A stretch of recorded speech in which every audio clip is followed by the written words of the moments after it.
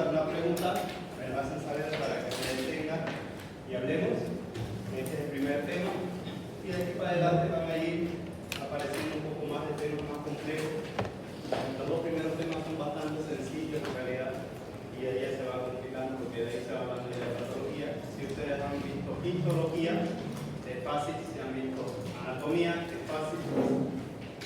Entonces, empezaremos. El primer tema se llama respuesta celular, ¿no? Y ahí partimos diciendo o explicando qué es la anatomía patológica. La anatomía patológica no es nada más y nada menos que el estudio de las estructuras y de la función celular en la enfermedad humana como tal. De ahí que se describen varias patologías según sus cortes anatomopatológicos y de ahí los diagnósticos, ¿no? Sobra decir que una célula, independientemente de cualquier tipo de célula que tengamos en el cuerpo, desde una neurona hasta las células epiteliales de la piel y de las uñas, estas se pueden responder a diferentes estímulos de diferentes formas. Y podemos decir que el cuerpo normalmente tiene una función de producción y de destrucción y llega a una homeostasis para tratar de vivir correctamente. ¿Saben qué es el término homeostasis? Bien, entonces llegar a un equilibrio, ¿no es cierto?, entre lo que se destruye y lo que se forma. Entonces las células, ¿no?, ante un agente externo, una lesión externa, ya sea físico, químico o biológico, este va a responder de diferentes formas. Dentro de ello puede adaptarse o puede lesionarse de diferentes formas. ¿Ya? La célula va a dar tres tipos de respuestas.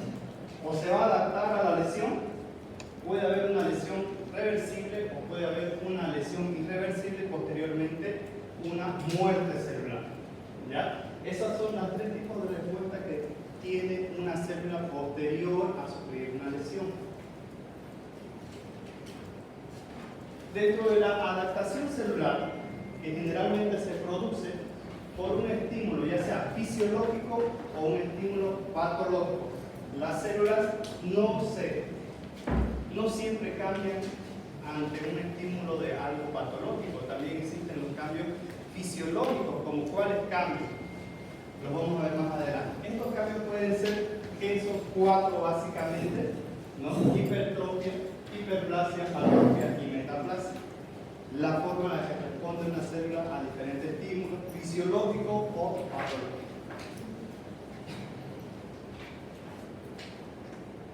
Bueno, el primero es la hipertrofia. La hipertrofia, como todo el mundo sabe, no es nada más que tenemos una célula y tenemos un epitelio cúbico simple, el cual aumenta de volumen. Lo más característico es la hipertrofia muscular en los que realizan actividad física. ¿Por qué? Porque hay un estímulo de repetición y la vaina o la fibra muscular se lesiona. Es como si tuviéramos una fibra muscular, que son en uso generalmente las fibras musculares, de tanto acortarse y extenderse, producen microlesiones. Y estas microlesiones van a hacer que esta célula aumente de tamaño, más no el número, o sea, se hace más voluminosa. Por eso que vemos el mismo epitelio, solo que se va haciendo más voluminoso a expensas de aumentar las organelas y el líquido intracelular. ¿Alguna pregunta hasta ahí? Bien. Dentro de ello tenemos ya estímulos patológicos. El paciente que va al gimnasio, o nosotros que vamos al gimnasio, creamos algo fisiológico. Y aquí ya vienen los cambios patológicos, ¿no? Estas son dos piezas quirúrgicas de dos diferentes corazones, en el cual vemos dos cambios anatomopatológicos y anatómicos. ¿Pueden decirme cuáles son los cambios que ven? ¿O qué es lo que notan diferente? Ya, bien. Vemos, evidentemente, dos corazones con dos tipos diferentes de hipertrofia. Una hipertrofia concéntrica, que generalmente se produce por un aumento de la presión de salida. ¿Qué quiere decir? Que el paciente hipertenso, como tiene que vencer una resistencia mayor a la aorta, va a tener que aumentar la presión, más no el volumen de Por ese sentido, el corazón crece hacia adentro, causando a la larga una insuficiencia. ¿De qué tipo? Evidentemente. Las insuficiencias cardíacas se dividen: insuficiencia cardíaca izquierda-derecha, de fracción de eyección reducida, diastólica, sistólica, con fracción de eyección preservada, hay un montón, ¿no?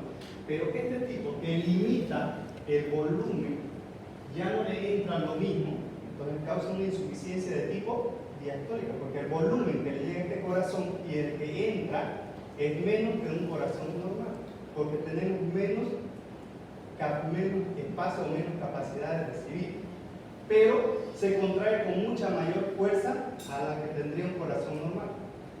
A la larga, este paciente que es hipertenso y yo no lo medico adecuadamente, no le doy la medicación adecuada, va a llegar a este otro extremo. ¿Por qué? Porque este cambio que tiene el corazón llega a un punto en que no es, la masa que tiene el corazón es tan grande que los vasos no llegan a nutrir adecuadamente todas las paredes neoformadas y entonces empiezan a desgastarse y causa ahí la insuficiencia de tipo sistólico, teniendo que el corazón haya remanentes de sangre en el ventrículo, lo cual va a predisponer a formación de coágulos y además que va a tener una insuficiencia en el bombeo. ¿Hasta ahí se entendió?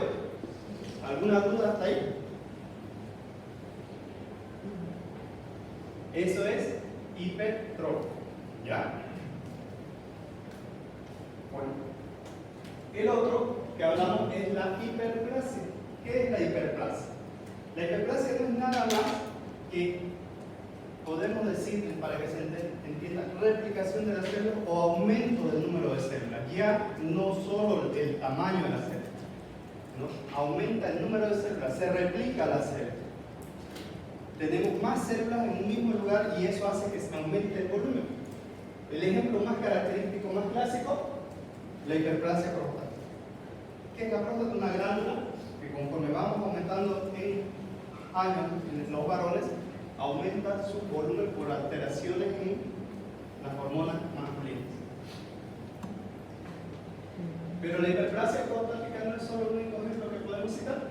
Existen los otros cambios fisiológicos que son en la etapa de lactancia en la mujer, que ven una glándula mamaria que hace una hiperplasia.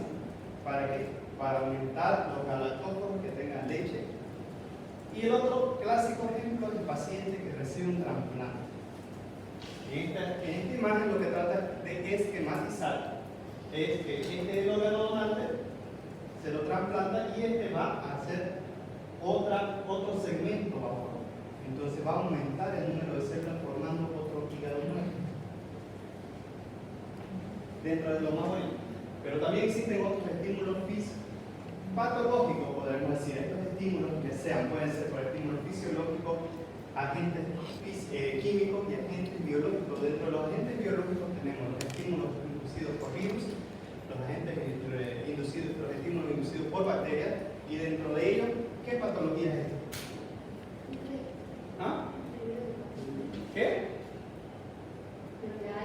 Bien, este es el papiloma virus humano, ¿no? Que esto causa una hiperplasia segmentaria por estímulos locales y produce todo este tipo de lesiones, tanto en los genitales como en donde toque, vemos en la mucosa oral. Obviamente este tipo de lesiones viables se ven mucho más en pacientes inmunodeprimidos, como son los pacientes con VIH.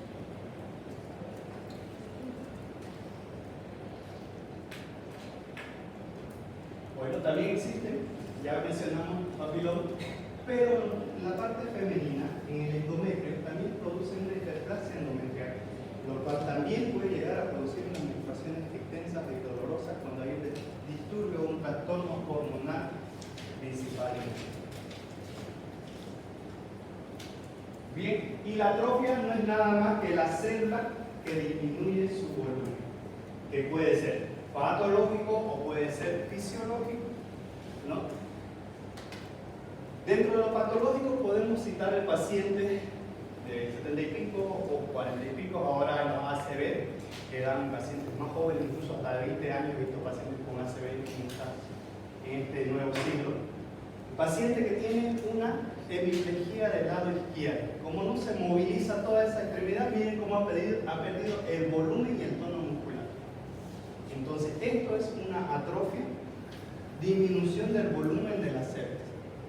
Ahora, el mismo paciente no tuvo una ACV, pero por el mismo hecho de ser anciano, de aumentar la edad, el cerebro, normalmente el cerebro de ustedes debe estar así, de la mayoría.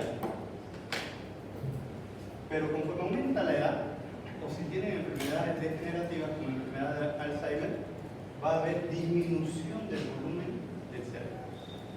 Esta misma atrofia cerebral que se llama, se puede ver y se puede observar en los pacientes alcohólicos. Así que los fines de semana, agüita nomás, porque el alcohol a largo plazo también se puede ver. El mismo cerebro de un anciano en pacientes de 40 años, con las mismas demencias originadas por la disminución del número de neuronas y del tamaño de las neuronas por el estímulo nocivo del alcohol. ¿Hasta ahí alguna pregunta? Vamos, pregunta.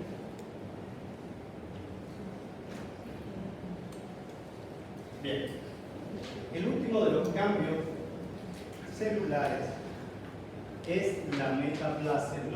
¿Qué es la metaplasia? No es nada más que el cambio de la forma de la célula. Esto igual por agentes físicos, químicos, biológicos y patológicos. Aquí vemos un ejemplo, vemos un epitelio cilíndrico ciliado que cambió su forma a un epitelio cúbico. Dentro de ella, ¿qué patología podemos citar? ¿Qué enfermedades conocen que cambie el epitelio y produzca daño al ser humano?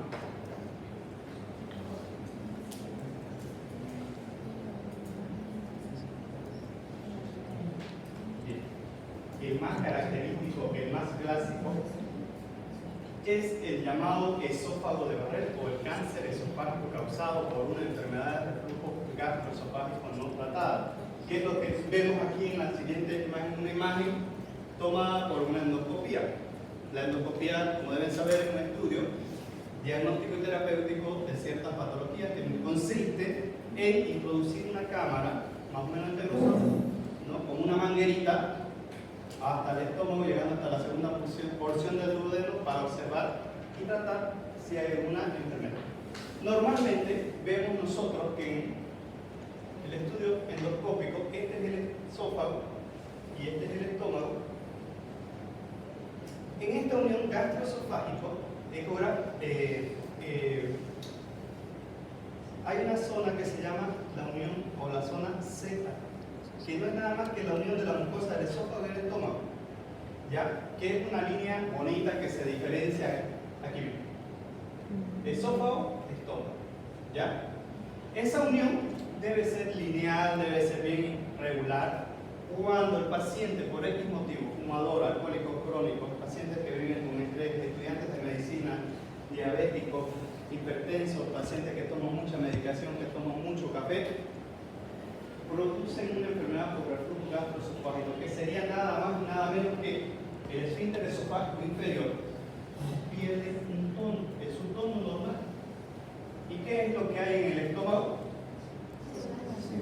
En el estómago hay ácido, ¿no es cierto? Por lo tanto, la mucosa del estómago está diseñada para soportar el ácido clorhídrico, no le hace nada. Entonces, cuando hay una enfermedad por reflujo gastroesofágico, que es lo característico del paciente, el paciente empieza a tener una pirosis. ¿Saben qué es pirosis? ¿Todavía no ha llevado esa biología? Sí me ha llevado. Pirosis no es nada más que la sensación de vinagrera. ¿Alguna vez ha sentido como si más quisiera volverse hacia la boca? ¿No? Especialmente cuando se echa uno o cuando está parado, incluso puede venir. No es nada más que el ácido intentando salir. Y como aquí tenemos un epitelio especializado para soportar lo que es el ácido clorhídrico, donde las células tienen un epitelio ciliado y tienen moco y las protege. El ácido clorhídrico, al intentar salir, este epitelio que es cúbico empieza a lesionarse y entonces empieza a cambiar de forma para tratar de protegerse, pero una proliferación muy excesiva donde las células que se producen no son células sanas y empiezan a proliferar, cambiando la estructura del esófago hacia arriba. Como ven, esta es la línea Z, bien bonita, dibujada, y aquí vemos ya una enfermedad por reflujo gastroesofágico, un probable esófago de Bardet, una línea Z muy irregular que se está adentrando a lo que es el esófago. ¿Alguna duda, alguna pregunta de ella? Pregunta. Bien, el mismo ejemplo, ¿no? Vemos un epitelio cilíndrico, ciliado, que cambia su forma a un cúbico, ¿no? Lo mismo pasa en los estímulos cancerosos. No olvidemos que una célula, antes de ser cancerígena, es una célula normal, como todas las otras. ¿Cuál es la diferencia? Que esa célula puede ir a un desarrollo normal, produciendo cierto tipo de tejido, o puede ir al desarrollo patológico cancerígeno. ¿Cuál es la diferencia? Algunas personas tienen la predisposición genética para que ciertas proteínas que se llaman oncoproteínas estimulen un desarrollo inadecuado, alterado de lo que son las células. Inicialmente pueden producir células parcialmente iguales, pero conforme van avanzando su replicación, estas células se van distorsionando y van cambiando totalmente su forma. Al cambiar su forma, no tienen la misma función. Y no es nada más que cáncer. Esas células, como no tienen la misma función, lo que hacen es producirse excesivamente, y al producirse excesivamente, ¿qué es lo que consumen? La nutrición y además la irrigación. Por lo tanto, el paciente empieza a entrar en un síndrome carencial. Las otras células que necesitan nutrición no reciben el mismo aporte que las células tumorales. En términos prácticos, eso es el cáncer. Ahora, existe una lesión reversible donde el estímulo nociceptivo o el estímulo patológico no fue lo suficientemente grave o grande para eliminar o para destruir la célula, y la célula se adaptó. Lo mismo, lo que pasa en las hiperplasias, en las hipertrofias, ¿no? Ahora, la lesión irreversible es cuando esta célula no soportó todo ese cambio, todo ese daño, y empieza a haber cambios degenerativos y por ende la célula empieza a destruirse. Y dentro de la muerte celular existen dos tipos de muerte celular, una por apoptosis y una por necrosis. ¿Alguna idea de lo que es apoptosis? ¿Alguna idea de lo que es necrosis? Ejemplo de la apoptosis, ¿cuáles podrían citar?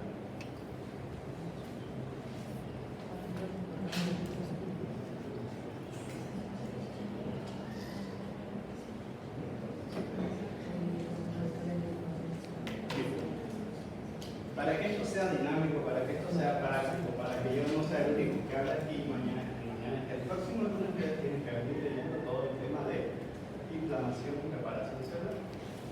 Porque si no es como si yo les estuviera hablando chino, ¿no? Tienen que ser más curiosos, tienen que ser más, hay que interesarse un poco más por el aprendimiento, porque si no, no esperen que como cucharita se les vaya metiendo el conocimiento. Hay que leer y volver a leer. ¿Ya? Bueno. Evidentemente la apoptosis tenemos la muerte celular programada, ¿no? No es nada más que como si hubiera un programa intracelular que activa el proceso de muerte celular. ¿Ya? Uno de los clásicos ejemplos y uno de los clásicos ejemplos como tal es un eritrocito cuantoide. ¿Qué es un eritrocito? Los rojos que tienen una vida de cuánto tiempo, y después de eso, ¿dónde va a morir? Bien, entonces, ese es un clásico ejemplo de una muerte celular programada. Las muertes celular programadas no producen lesión a otra célula o a otro tejido circundante. Es como el que se quiere matar, se mata al solito, ya, no produce daño, ¿no? Entonces, la apoptosis es una muerte celular programada, por lo tanto no produce daño al tejido circundante, ¿no? Y esquemáticamente se ve así: la célula normal, que empieza a haber una condensación de la cromatina, que es nada más y nada menos que lo que hay dentro de la célula, ¿no? Al haber esa condensación de la cromatina, la célula se va haciendo chiquitita, se va arrugando y produce estos pedúnculos, los cuales se van alargando y a la larga van a formar unas vesículas. Además de ello, el núcleo celular, a diferencia de aquí, lo ven que se va colapsando. Entonces, estos múltiples pedúnculos que se están formando producen unas vacuolas, las cuales se van a ir digiriendo y absorbiendo de a poco.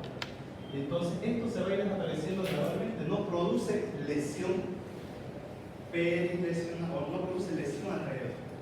¿Ya? Entonces, por eso es una muerte celular programada, porque tiene todos estos pasos que llevan a una destrucción de la célula sin causar daño o lesión, perilesional. ¿Alguna pregunta hasta ahí de las apoptosis? ¿El cabello son células vivas o son células muertas? ¿Ah? ¿Qué dicen? Histología se llama esa materia. ¿Las uñas son células vivas o son células muertas? No se vayan convencidos. ¿Son células vivas o son células muertas? ¿Y están formadas de qué las uñas? ¿Y el cabello?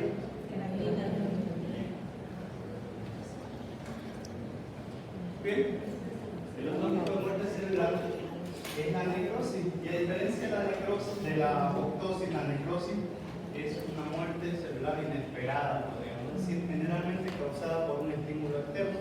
Principalmente puede ser los gérmenes, que sean virus o bacterias, que producen que la célula empiece a degradarse. Esta célula empieza a tener una alteración en la membrana celular, empieza a fragmentarse, como resultado empieza a degradarse y empieza a haber salida del citosol, ¿no? Además de ello empiezan a haber cambios del núcleo, del mismo empieza a degradarse y toda esta digestión enzimática que produce la misma célula produce lesión de las células adyacentes, porque miren, a diferencia del otro esto más desorganizado, hay fuga del mismo citosol de la célula y empieza a dañar la otra célula, que puede desencadenar un proceso de necrosis vecina.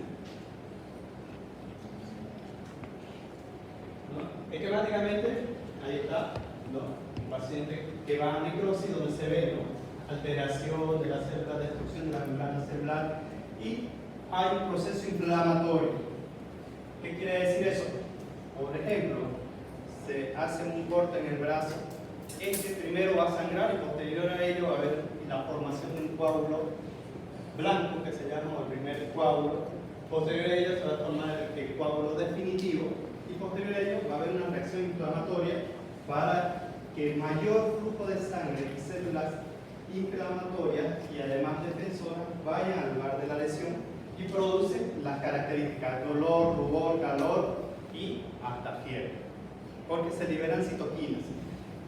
A diferencia de la apoptosis o muerte celular programada, que es una muerte orquestada, que no produce ese tipo de formación, no produce esa reacción inflamatoria, por ende no produce las otras manifestaciones mencionadas anteriormente.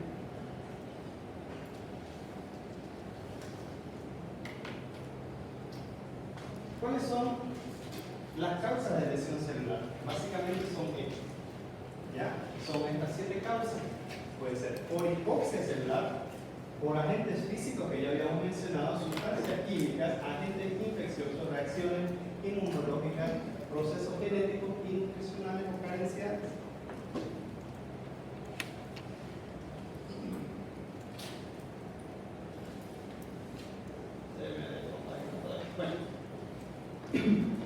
En la hipoxia celular, la hipoxia no es nada más ni nada menos. No se olviden que cada célula del cuerpo funciona como que funcionan las células.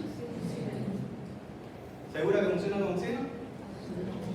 ¿Segurísimo que funciona como oxígeno? ¿Con agua? ATP. ¿Dónde se produce el ATP? Bien. Bienísimo. ¿Y el ATP de qué deriva? ¿De oxígeno o de glucosa? De los dos. Bien, entonces las células funcionan como la gasolina para el auto. ¿Ya? Pero esa glucosa, para que llegue a una célula, tiene que cumplir ciertas funciones. Dentro de ello, tiene que ingresar a nuestro cuerpo por el sistema digestivo, posteriormente tiene que absorberse y posteriormente esa glucosa al entrar a la célula, ¿qué necesita para entrar a una célula? La insulina, que es la llave que abre los canales de ingresar glucosa a la célula para que se produzca ATP en la mitocondria.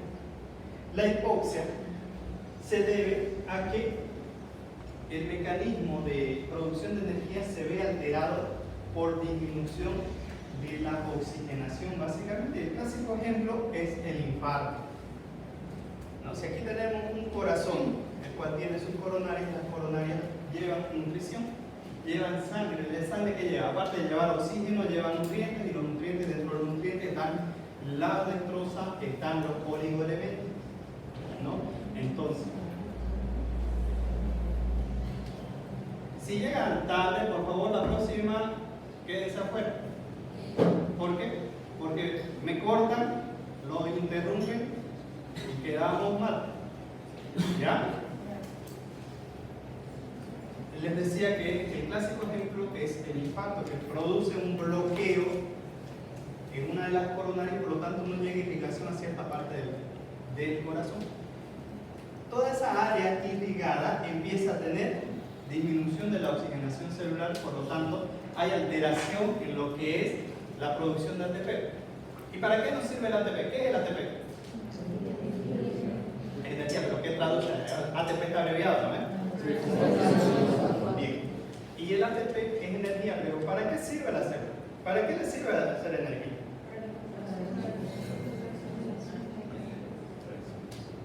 ¿Pero cómo? Bien.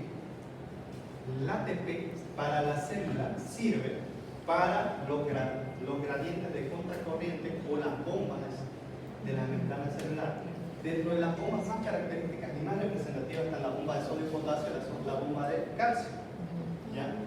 Cuando hay esta alteración a nivel celular, no se produce la formación de ATP, y entonces estas bombas que están diseñadas para introducir ciertos electrolitos para que el nivel o el umbral, el potencial de acción sea X nivel, no se produce, por lo tanto no va a haber intercambio iónico, no va a haber contracción, y por lo tanto esta célula, si no hay intercambio iónico, normalmente el sodio está más adentro o más afuera de la célula. El potasio está más adentro o más afuera de la célula. Cuando hay esta alteración, sobre todo en la bomba de sodio y potasio, existe un mayor ingreso en lo que es el sodio a la célula. ¿Qué produce el sodio? Dentro de su ingreso a la célula, acarrea ¿qué otra cosa? Agua. Entonces esta célula empieza a hincharse y posteriormente llega a un punto en que con un globo revienta. Y eso produce una lesión celular. Los agentes físicos pueden ser tanto frío, calor, puede causar lesión en la célula, porque un umbral de resistencia a cualquier célula. Si nosotros ponemos un poco de hielo aquí, lo vamos a aguantar por cierto tiempo, pero va a llegar un momento en que primero va a estar frío, después va a arder, después va a doler, y ahí es el punto cuando empieza a haber lesión y isquemia del tejido circundante. Lo mismo pasa con las sustancias químicas. Lo más representativo, lo más práctico de decir es, por ejemplo, los ácidos. ¿No? Lo mismo que pasa en el estómago, el ácido clorhídrico produce una lesión celular. ¿Por qué creen que los ácidos causan destrucción celular?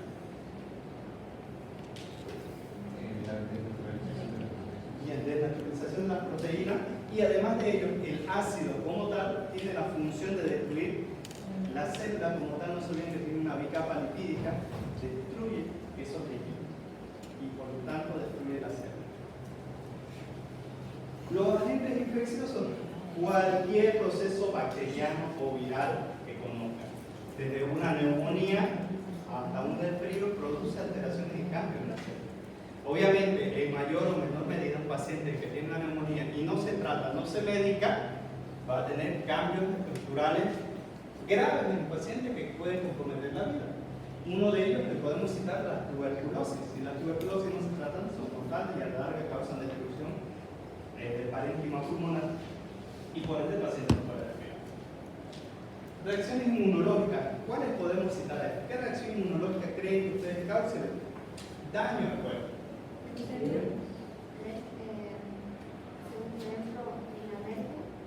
¿Ya? Bien. Característicos de los choques anafilácticos, que es lo que me imagino que está queriendo referir. ¿Ya? Pero otros, aparte de agentes externos, han escuchado hablar del lupus eritematoso sistémico.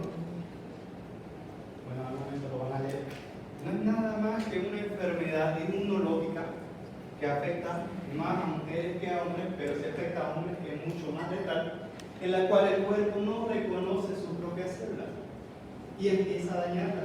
Produce múltiples manifestaciones renales, cardíacas, neurológicas, cutáneas. Es una enfermedad de muchas caras que si uno no la tiene presente se puede pasar por alto y mejora solo con corticoides, pero no tiene cura.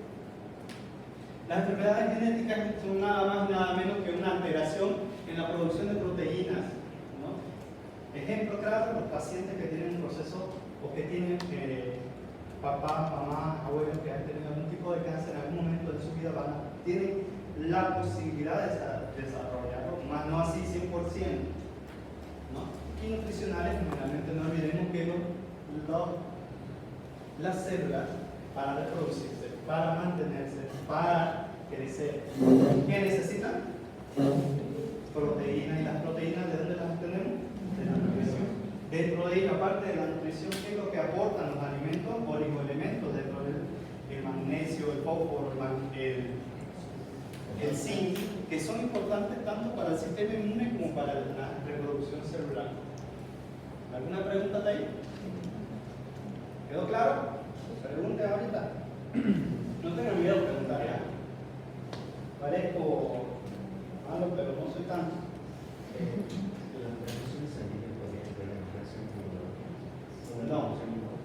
No. Las transfusiones sanguíneas son más procesos anafilácticos, pero no está descrito como tal en un cambio letal del paciente, porque una transfusión muy pocas veces he visto que cause daño, muerte en el paciente. Sí puede causar dos cosas. Puede causar fiebre, puede causar rash, porque no olvidemos que todos tenemos exposición a diferentes tipos de alergenos.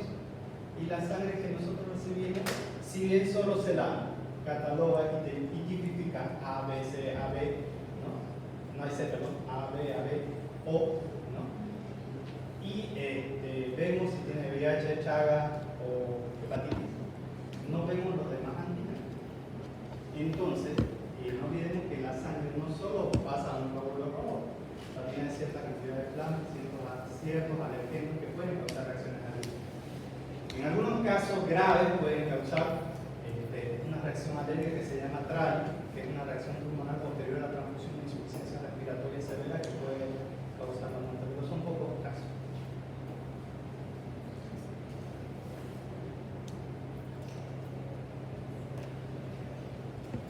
Bien, básicamente de lo que estábamos hablando,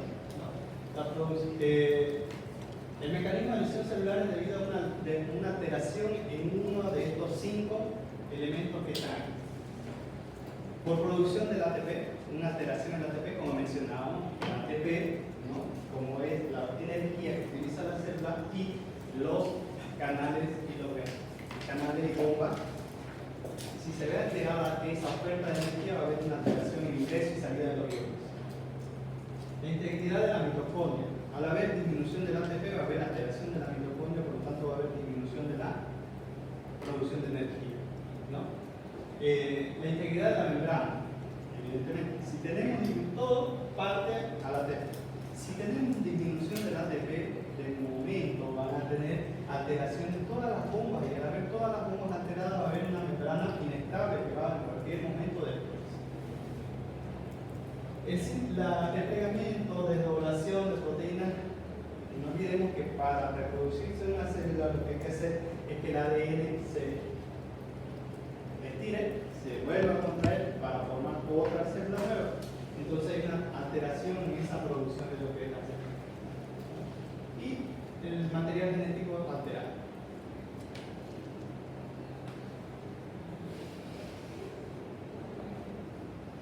Bien.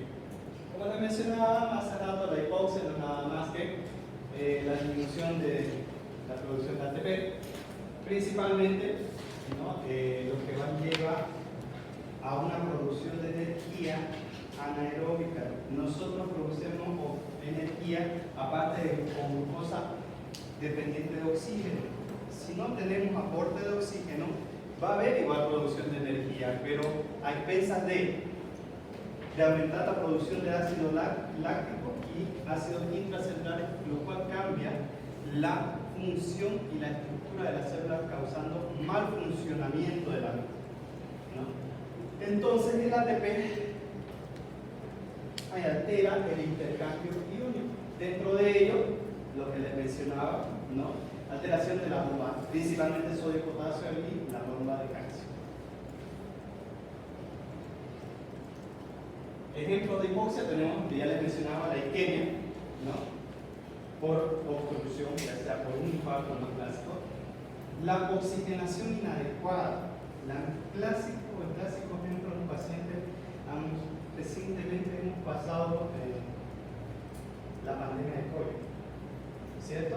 Ahí había una alteración en el intercambio de oxígeno, más no en la oferta, porque la ofertábamos, pero el intercambio estaba alterado.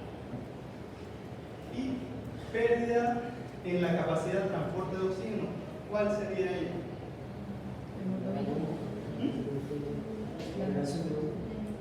Bien, ahí ya no sería pérdida, no sería el cambio de transporte de la hemoglobina a la oxihemoglobina, que transportaría más dióxido de carbono. Pero otro más característico y más significativo, ¿cuál?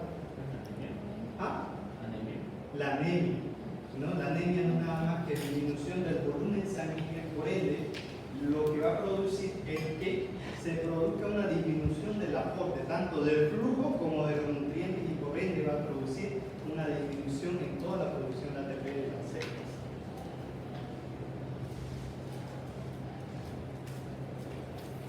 Como mencionábamos, daño mitocondrial. Otro de las causas del daño celular es el estrés oxidativo. El estrés oxidativo no es nada más que formación de radicales libres, que son sustancias reactantes derivadas del oxígeno, que son muy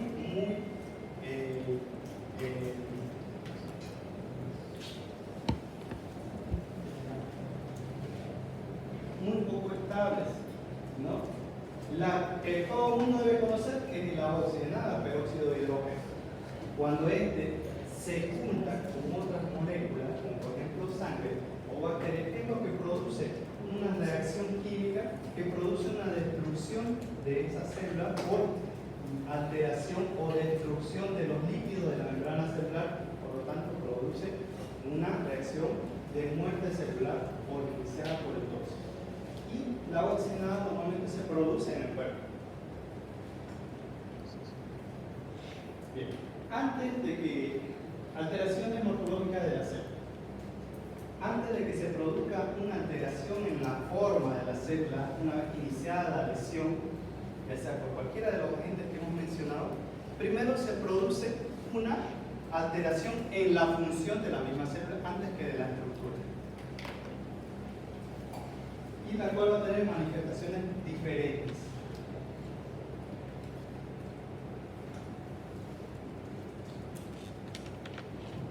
Una lesión celular reversible anatómicamente se puede ver en área edematizada, pero que puede mantener una homeostasis, un intercambio iónico, y la bomba sodio, potasio y calcio están íntegras o están con una función adecuada, ¿no? Generalmente puede haber un cambio graso, inmediatamente de tal forma vacuolas, el cual creo que tengo una imagen adelante.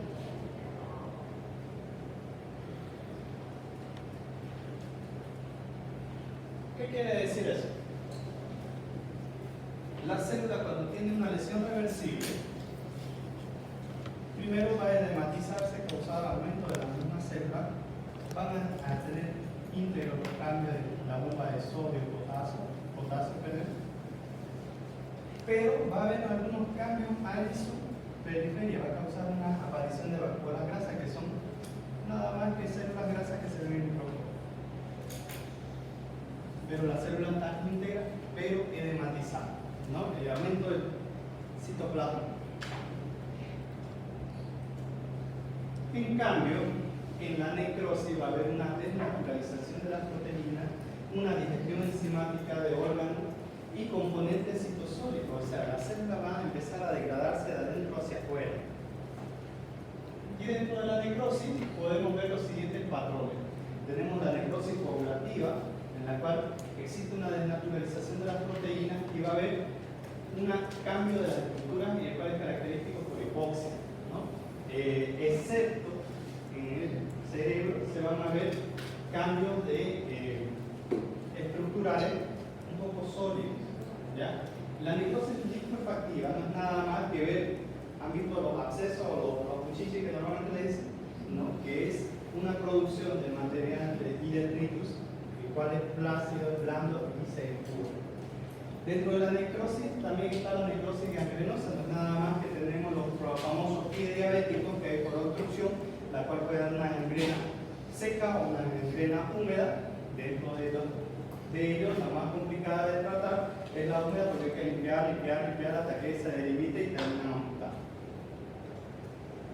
También existe la necrosis caseosa, que es característica de la tuberculosis, no es nada más y nada menos que ver una lesión similar a un redondito de queso producida porque los macrófagos van y engloban a los bacilos y producen esas lesiones características. Y las necrosis grasas que se dan en el tejido celular y las necrosis fibrinoides que son poco frecuentes. Bien, aquí vemos un tipo de necrosis coagulativa que es nada más y nada menos que esta área que se ve aquí con cambio de coloración, la cual es firme, ¿no? En corte de riñón por un infarto, y el cual aquí anatomopatológicamente vemos una área de glóbulo la cual tiene esa misma alteración donde se ve cambios estructurales y las vesículas de grasa.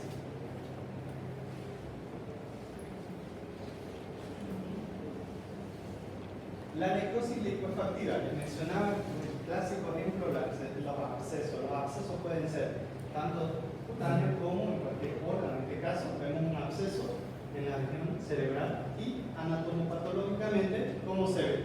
Vemos el tejido. Estas son, no olvidemos que ¿qué es el pus?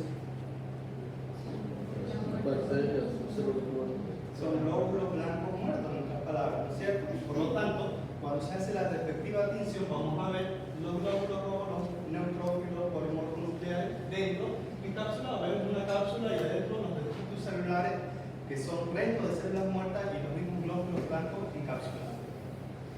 Lo cual traduce esta imagen. ¿Alguna duda, alguna pregunta hasta ahí? ¿Algo que no haya quedado claro? Creo que hace mucha calor aquí.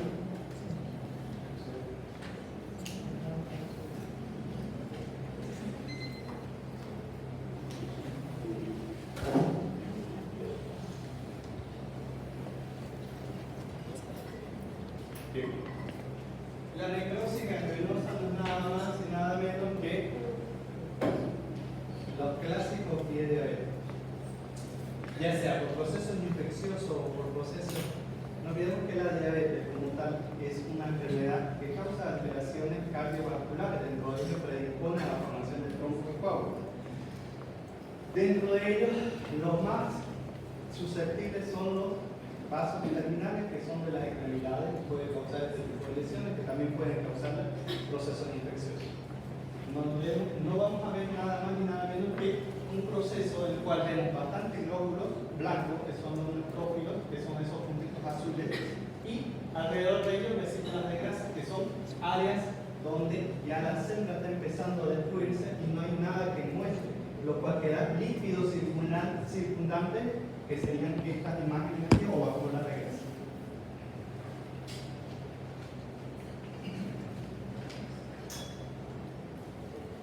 La necrosis gaseosa, como les mencionaba, característico de la tuberculosis, no es nada más y nada menos que estos granulomas que se forman. Si imaginamos que este fuese un bacilo, y aquí vienen los macrófagos, viene otro, y le van dando una forma redonda.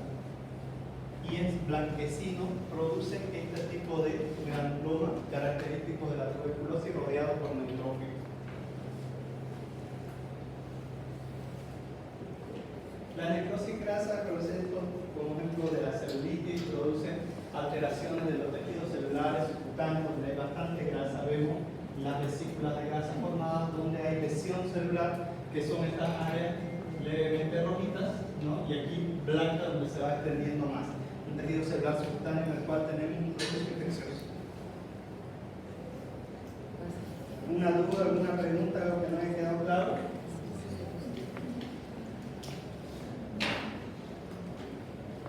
¿Dudas? ¿Preguntas?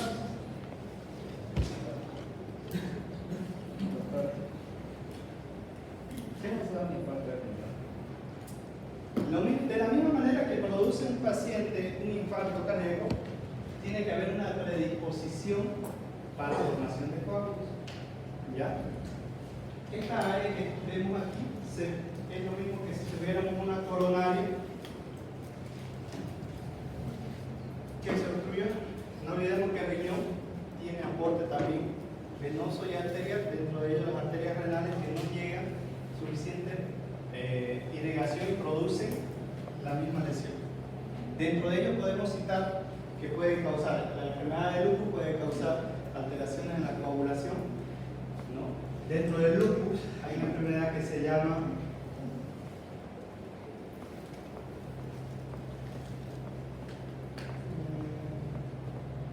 síndrome antifofolipídico, que produce esta formación de infartos del riñón. O sea, coagulitos que van y alteran la función, la nutrición de las células renales.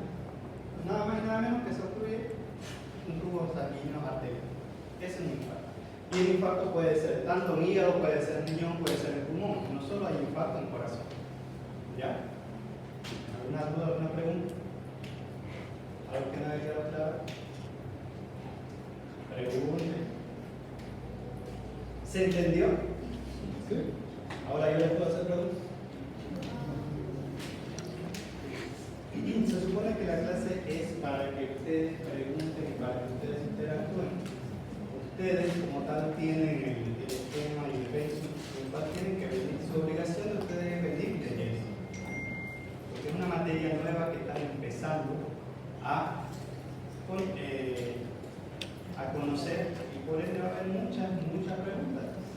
No se puede responder todo en una clase, no se puede responder todo, porque si lo ponemos tal cual en el libro, este tema solo nos llevaría como un mes, un tema amplio donde he sacado lo más representativo, lo más práctico y lo que se ve más frecuente para que ustedes puedan comprender y puedan defenderse sobre todo. Si yo les preguntaría en el examen, denme un ejemplo de una metaplasia celular, denme 3 ejemplos, ¿cuáles me pondrían?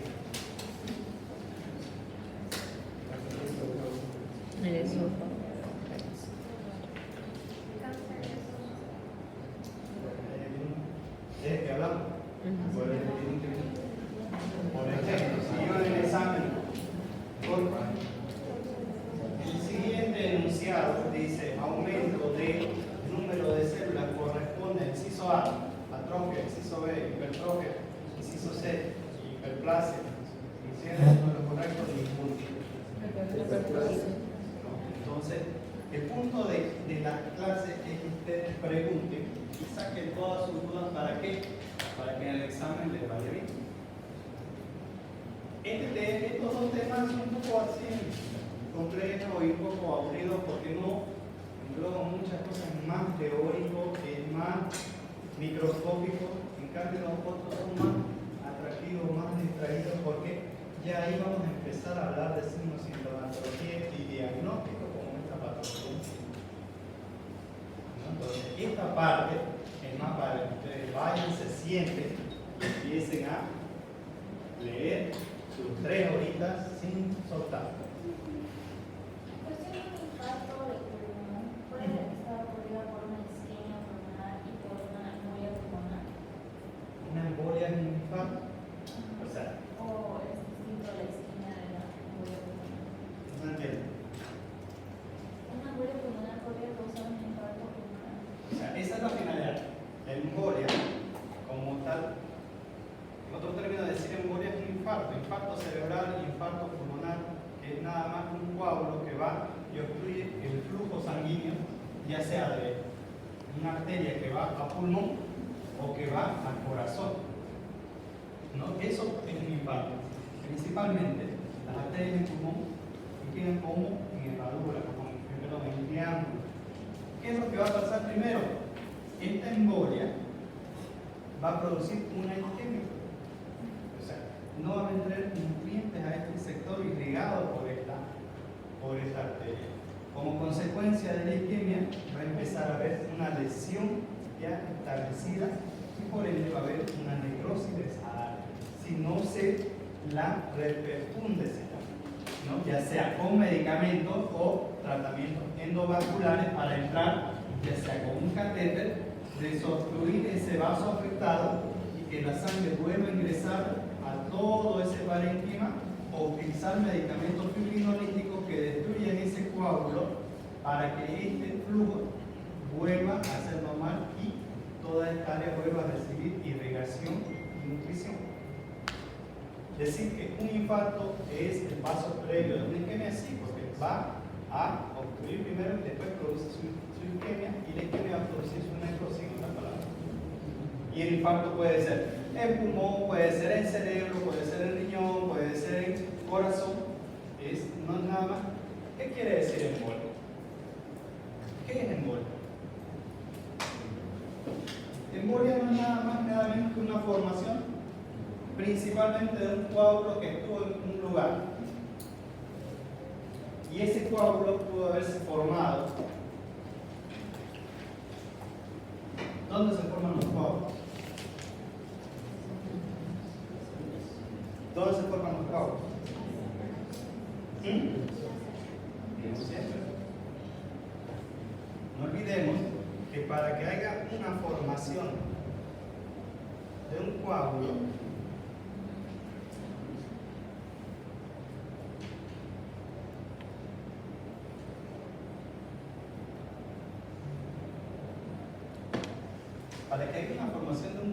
primero que tiene que haber daño y exposición del endotelio.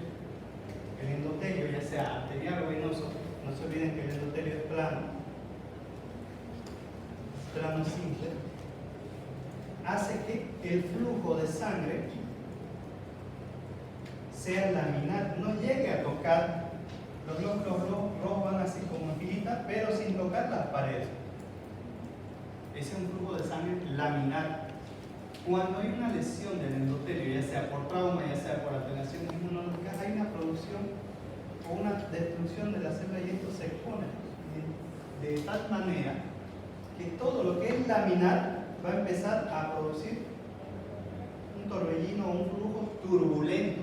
Y al producir un flujo turbulento, ¿qué es lo que va a haber? Flujo de otras células, tanto principalmente las plaquetas que forman el coágulo primario, van a empezar a haber mayor producción de plaquetas.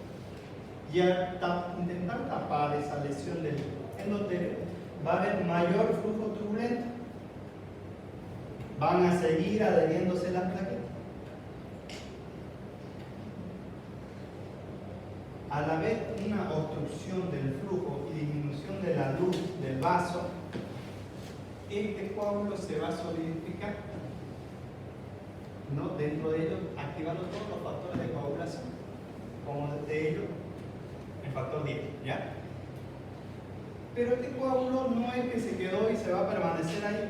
Por este motivo, si es en miembros inferiores, aquí, en las piernas principalmente, por el mismo movimiento de la pierna, porque yo lo examiné, se va a despegar. ¿Y dónde se va a ir principalmente? Ventrículo del lado derecho, y de ahí a pulmón. Y esto va a causar el famoso TEP. Que el TEP es tromboembolismo pulmonar, ¿no? Entonces, una embolia no es nada más que un coágulo que se desprendió y viajó por el torrente sanguíneo, llegó al corazón y llegó al pulmón. Embolia pulmonar. Ahora, existe otro tipo en el cual el corazón, que es un corazón dilatado, típico de Santa Cruz, el corazón por Chagas, que es una cardiomegalia manifiesta, produce que se acumulen rémulas o restos de sangre que se van quedando en el corazón. Con un corazón que no late de forma uniforme y regular, siempre van a haber restos del mismo. Y estos van formando coágulos, ¿no? Ya este no va directo al pulmón, porque el coagulito generalmente, si ustedes ven la dilatación generalmente del Chagas, es más al lado izquierdo que al lado derecho. Y al lado izquierdo, ¿qué se encuentra? La aorta. Y la aorta da ramificaciones directo ¿a dónde? ¿A dónde? Aquí está la aorta. A la subclave de aquí se va.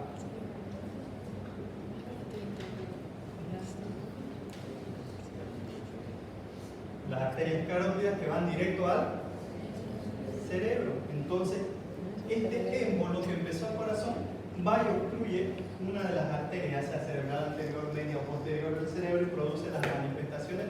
¿Por qué? Porque esta área no se irrigó, y al no irrigarse produce isquemia y produce lesión. Y esa lesión a largo plazo, si yo no lo reperfundo, no hago un tratamiento, ya sea endovascular, medicamentoso, para que irrigue esta área de aquí, va a empezar a edematizarse y producir un aumento de la PIC. ¿Qué es la PIC? Aumento de la presión intracerebral, y el paciente va a empezar a dormirse. Si bien ya tiene su lesión, ya sea motora, sensitiva o en el habla, va a tener un deterioro del sensorio por aumento de la presión intracránea. Entonces, embolia quiere decir nada más que un coágulo que se formó en un lugar que viajó. ¿Ya? Y eso es principalmente por una alteración del endotelio donde se formó un coágulo blando, y ese coágulo se despegó y fue ya sea pulmón, ya sea riñón, ya sea corazón, y causó múltiples manifestaciones graves dependiendo del tamaño. Hay algunos que son pequeños y obstruyen un rato y después se disuelven. ¿Alguna duda, alguna pregunta? ¿Algo que no haya quedado claro? ¿La isquemia eso sí tiene que ser para empezar por un coágulo o No. puede ser por una estructura de base? ¿Qué pasa si usted se aprieta el dedo con una pita? Va a cambiar el color, y ese color lo que cambie va a producir una isquemia, no necesariamente con un coágulo. Ahora, si una irrigación, por decir, tenemos un trauma del corazón, estaba penetrando en el ventrículo, eso va a hacer que el corazón, toda la sangre vaya al pericardio y no circule en todo lugar. No va a haber coágulos por ningún lugar, pero va a haber una isquemia porque no hay aporte y la bomba se está apagando. Entonces ese corazón está causando una insuficiencia cardíaca aguda, y por lo tanto va a haber disminución de la perfusión, y eso te va a causar isquemia. Lo mismo que las anemias graves. ¿Por qué creen que las anemias graves y agudas? Un ejemplo clásico, la hemorragia digestiva alta de los pacientes que tienen úlceras, pueden vomitar más del 50% del volumen corporal efectivo total, y llegan pálidos, llegan mareados, llegan casi somnolentos porque no hay aporte cerebral adecuado, tanto oxígeno como sangre, ¿no? Entonces eso produce una isquemia temporal hasta que se repone el volumen.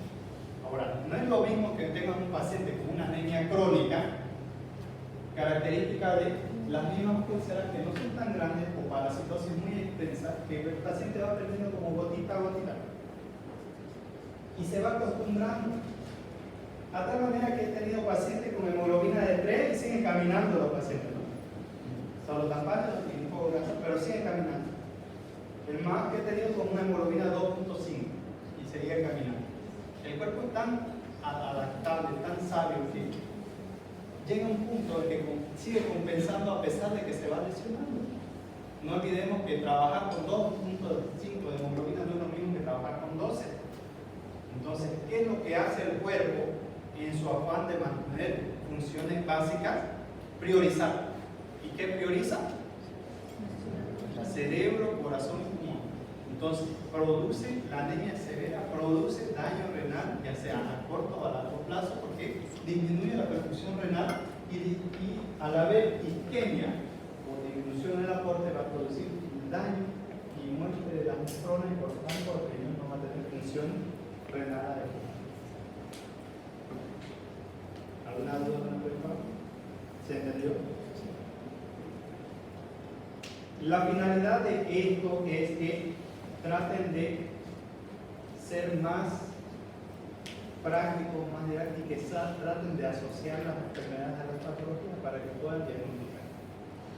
Y más o menos así van a hacer toda la clase y van a ir poniéndose un poco más interesantes conforme vamos entrando a las otras patologías que son más llamativas y más frecuentes. ¿Les gustó así la clase? Bueno, entonces, no, cómprese su libro. Necesito que estudien, que hagan preguntas. Están aquí para preguntar, para equivocarse, y estamos para tratar de ayudar. ¿Ya? Nos vemos entonces.